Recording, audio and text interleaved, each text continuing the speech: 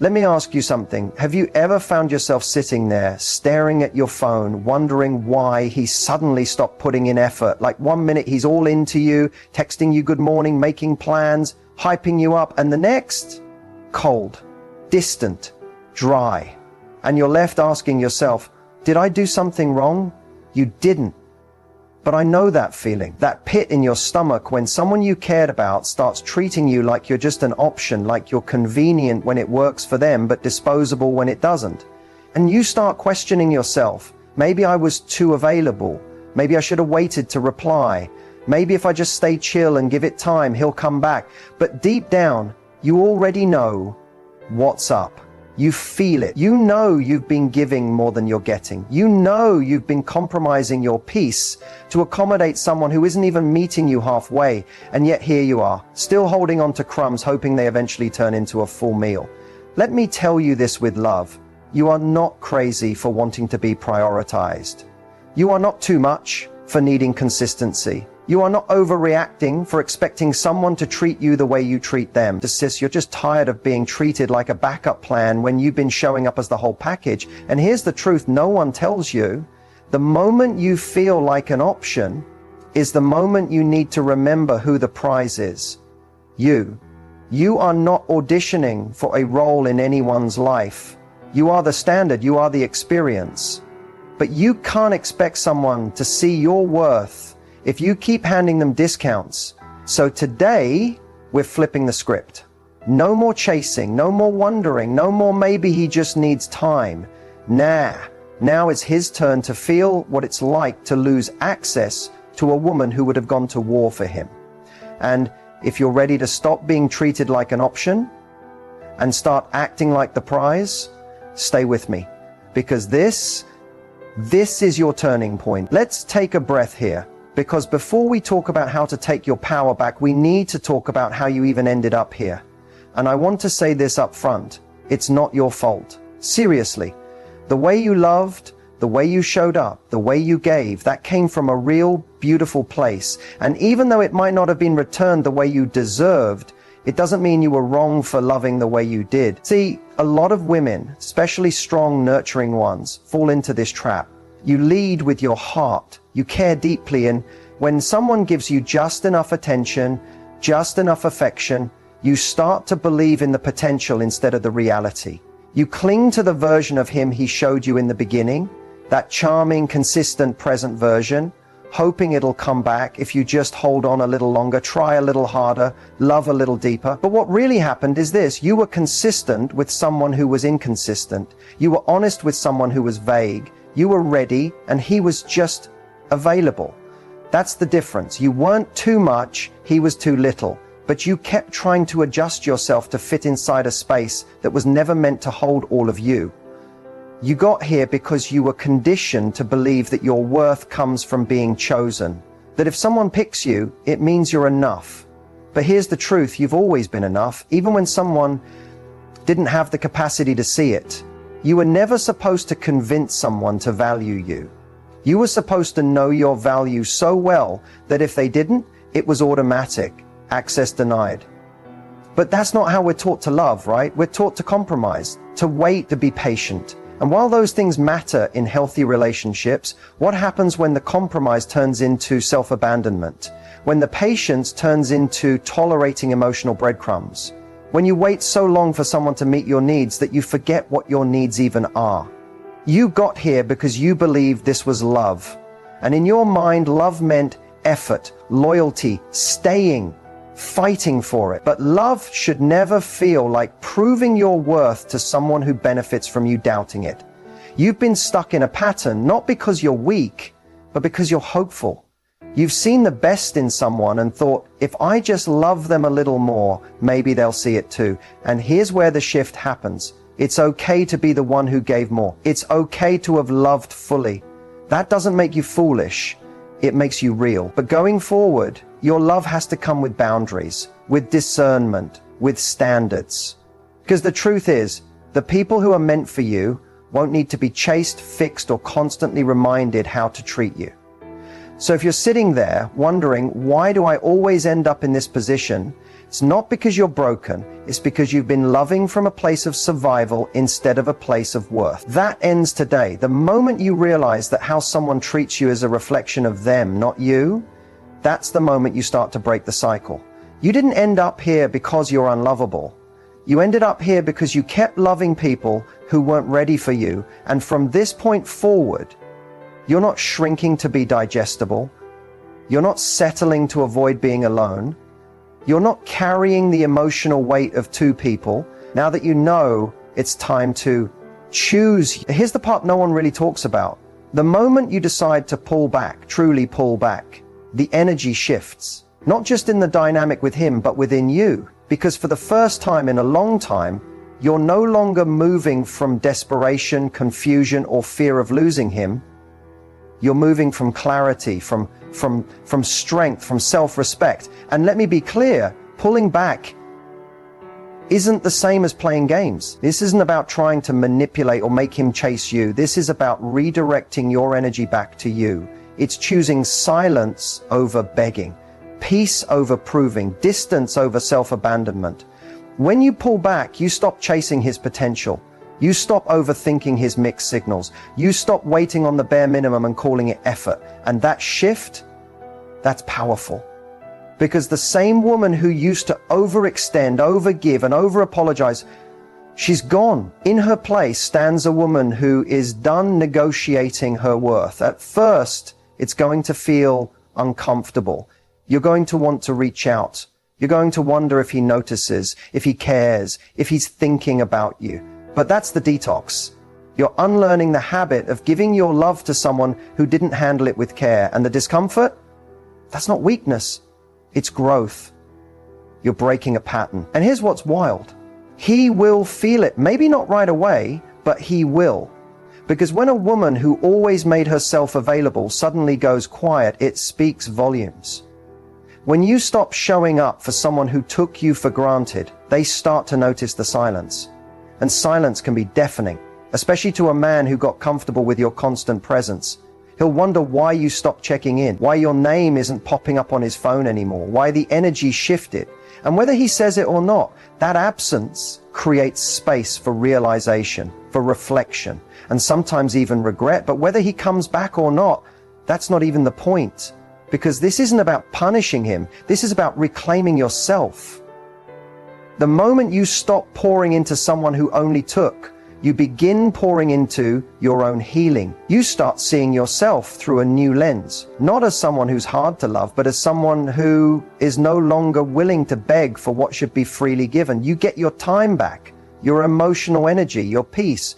You remember what it feels like to wake up and not immediately check your phone for his name, to eat, breathe, sleep, and exist without waiting for a response that never came fast enough. You start to fall back in love, not with him, but with you. And here's where the real power lies. When you pull back, you're not just shifting the dynamic, you're changing the story. You're no longer the girl waiting to be chosen.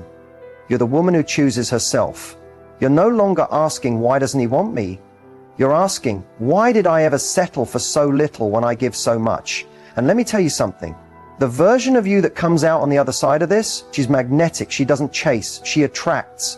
She doesn't tolerate. She commands. Because when a woman reclaims her energy, that's when she becomes unreachable to anything less than she deserves. So if you're in that in-between space right now, where you're pulling back, but it still hurts, stay there. Keep going. That discomfort, that's your rebirth. That's your glow up in progress. You're not losing anything. You're organic. Let's talk about the power of no contact. Not let me ignore him to see if he notices. Not I'll wait for him to text first, but I'll still stalk his socials. I mean real, intentional, boundary-driven no contact. The kind that protects your peace, accelerates your healing, and puts your power back where it belongs, in your hands. Because here's the thing. Silence is not weakness.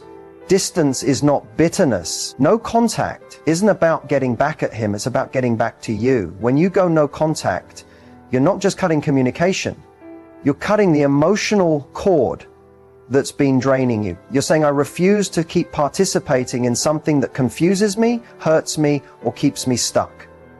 And that is powerful. At first, it will feel like withdrawal, especially if you were used to him being a part of your daily routine. You'll reach for your phone out of habit. You'll hear a song that reminds you of him. You'll remember something you wanted to tell him. And in that moment, you'll be tempted to break it, to send the hey text, to accidentally watch his story, to check if he's still following you. But I want you to pause, because every time you don't reach out, you're building a new version of yourself. One that doesn't depend on someone else's attention to feel whole. One that doesn't need closure from someone who couldn't give you clarity in the first place.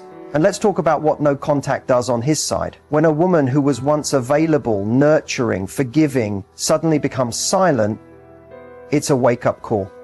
Men are not used to silence from a woman who once cared deeply. They're used to second chances, long paragraphs, late-night calls, and emotional labor they never earned. When that stops, the silence speaks for you. It says, I'm not angry, I'm just done. It says, you no longer have access to me, not because I hate you, but because I finally love me. That's when he starts to feel it. The absence, the weight of what he lost, not because you're playing games, but because he took for granted something real, and now it's gone. But the biggest advantage of no contact isn't about what he feels. It's about what you finally get to feel, clarity, peace, and emotional detox. Every day you hold that boundary, you remember who you were before the heartbreak. You get to hear your own voice again, not the one that was constantly questioning if you were enough. You'll notice your energy starts to come back. Your joy returns in pieces. You'll laugh again. You'll get inspired again. You'll realize that life is still full of magic even without him in it. And one day, without even trying, you'll think about him and feel nothing. That's when you'll know that no contact wasn't about making him suffer. It was about setting yourself free. This isn't about silence for revenge. It's about silence for recovery, for protection, for growth. Because not everyone deserves access to your softness, your presence, your energy. And when you go no contact, you send a very clear message. Not to him, but to yourself. I choose me this time. So if you're deep in the no contact phase right now, keep going. Don't break it. Don't chase. Don't check. He knows what he did. He's feeling it in ways he'll never admit out loud. And even if he doesn't, that's not your problem anymore. Because the version of you who's committed to her healing, she's not looking back. Now that you've gone no contact, you're probably facing the hardest part. Not the silence between you and him, but the noise inside your own mind. The thoughts that whisper, what if I was the problem? What if he changes for someone else? What if I just waited a little longer? That's why this next step is so important, rewiring your mindset. See, most of us were taught to chase love. We were conditioned, sometimes from childhood, to associate love with proving, earning, and fixing. If you grew up learning that love had to be fought for, that love came with conditions, or that your worth was tied to someone else's approval, then it makes sense why letting go feels so unnatural. But just because something feels familiar doesn't mean it's healthy. And just because someone didn't love you right doesn't mean you're unlovable. Rewiring your mindset starts with one core belief. You are not hard to love. Read that again. You are not too emotional, too needy, too intense, too difficult. You are not the reason he couldn't show up. He is. Because the right person won't be intimidated by your standards. They'll be inspired by them. But the wrong one, the one who benefits from your insecurities, he'll keep you in a loop of questioning yourself until you finally break free. So here's where the real work begins. Every time that old thought creeps in, the one that says, maybe if I looked different, maybe if I didn't catch feelings, maybe if I didn't care so much, you replace it actively, consistently, relentlessly. You say, no, I did my best with what I knew. I showed up with love. I communicated. I cared. That is not a weakness. And let's talk about guilt, because that's part of the rewiring too. Guilt will try to trick you into thinking you walked away too soon or gave up on someone who was just struggling. But ask yourself this: who was there for you when you were struggling in that relationship? Who supported you emotionally while you carried the entire connection? You're allowed to choose yourself without explaining why. You're allowed to leave when love stops feeling safe, supportive, and reciprocal. That's not giving up. That's growing up. That's emotional maturity. That's self-respect. Another important mindset shift: stop romanticizing potential. You didn't fall in love with him, you fell in love with the idea of him. You fell for his words, not his actions. You loved the version he showed in the beginning, not the version who left you confused, anxious, or second-guessing yourself. Real love doesn't play hide and seek. Real love doesn't need to be begged for. And finally, stop believing that being alone means being lonely. Some of your most powerful healing will happen in solitude. When you stop filling the silence with distractions or rebounds, you make space to hear you. You learn to validate your own emotions, regulate your own energy, and build a relationship with yourself that no one can take away. Rewiring your mindset means choosing new thoughts, even when the old ones feel louder. It means making your peace more important than their potential. It means loving yourself so deeply that you never again settle for someone who makes you doubt that love. So take this time not just to get over him, but to get back to you. Unlearn the patterns, break the beliefs, rebuild from the inside, because the glow up isn't just about looking better, knowing better. And trust me, the version of you on the other side of this mindset shift, she's not bitter. She's just unavailable to anyone who can't love her the way she now loves herself. There comes a moment, sometimes weeks later, sometimes months, when he starts to notice. The silence hits him. The lack of your presence, your energy, your consistent effort, it starts to echo. He scrolls through old texts, sees a memory pop up, hears your favorite song. And for the first time, he feels it. The loss. Not just the loss of a girl who used to text first, or the one who always forgave, or the one who stayed up late trying to fix things. He feels the loss of someone who brought peace into his life, who gave depth, consistency, genuine care. And suddenly it hits him. That kind of love doesn't come around twice. He might reach out with something casual, or hey, hope you're good. Or maybe he watches your story after weeks of ghosting. He might not say it outright, but the energy shifts. He starts to orbit again, testing the waters, trying to feel if the door is still open. But what he doesn't realize is, while he was out there entertaining options, you evolved. You're not the same girl who cried over the bare minimum. You're not sitting by the phone hoping he finally gets it. Because while he was busy being inconsistent, you were busy getting clarity.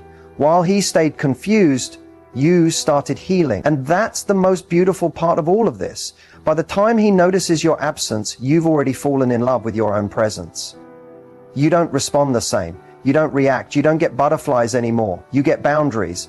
And when he tries to come back, not out of love, but out of missing the version of you that was convenient, you simply don't care anymore. Not in a bitter, revenge-driven way, but in a calm, healed, peaceful kind of way. The kind of, I wish you well, but I've moved on energy that comes from real growth.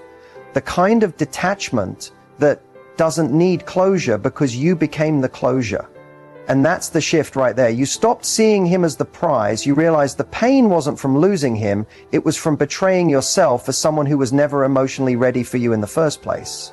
That's why it doesn't hit the same when he finally shows up, because now you've outgrown the version of yourself that would have let him back in. You're no longer impressed by crumbs. You've tasted peace. And chaos doesn't taste good anymore. You don't crave the attention of someone who only saw your value after losing access to it. You crave consistency, alignment, depth, and you give those things to yourself first. That's what makes you powerful now. And let's be real, he notices that too. He sees that glow, that peace, that softness that now has boundaries, that version of you that no longer tries to prove her worth. She knows her worth. That's what he missed out on. Not just your presence, but the opportunity to grow alongside someone who would have gone all in for him. But the story doesn't end with him realizing it too late. The story ends with you realizing it right on time. So when he starts to notice, you don't need to explain. You don't need to entertain it. You don't need to go backwards, because the version of you who once settled for less, she's gone.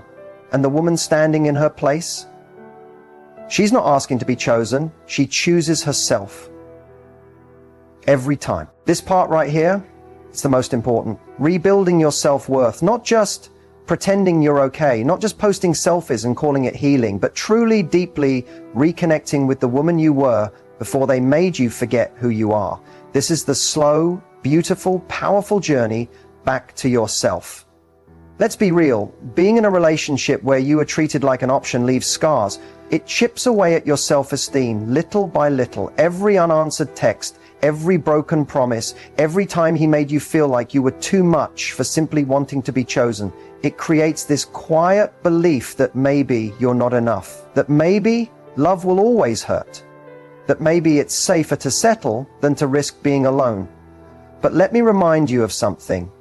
Your worth was never determined by his ability to see it. Just because someone couldn't love you properly doesn't mean you are unlovable. It means they were not equipped to hold what you had to give. And that's not your fault. It never was. So how do you rebuild that inner confidence, that unshakable self-worth? You do it gently. You do it daily. You do it step by step. Start by becoming intentional with how you speak to yourself. Catch the inner dialogue. Of course, he didn't choose me, or I'm always too much, or I should have tried harder. Pause. Replace that with truth. I showed up with love. I was loyal. I was honest. That is not weakness, that is strength. The way you speak to yourself becomes the way you feel about yourself. So be kind, be patient, be protective. Next, start honoring your boundaries, not just with others, but with yourself. If you say you're done, mean it. If you say you deserve better, stop entertaining the same cycles dressed up in different people. Self-worth grows when you become your own safe space, when you stop betraying your own needs just to feel temporary validation.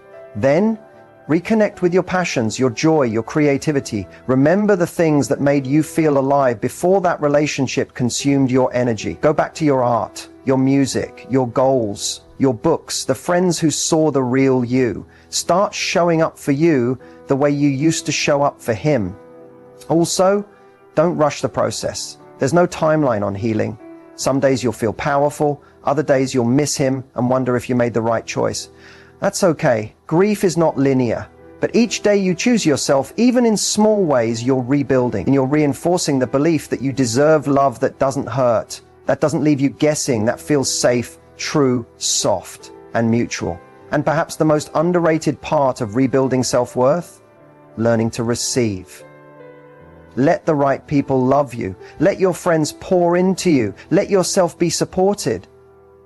You don't have to prove or earn care. You just have to believe you're worthy of it. The day you fully realize your worth is the day your entire world starts to shift. You walk differently, speak differently. You no longer chase, beg, or shrink. You understand that your presence is a privilege, and anyone who doesn't recognize that doesn't belong in your space. So keep going.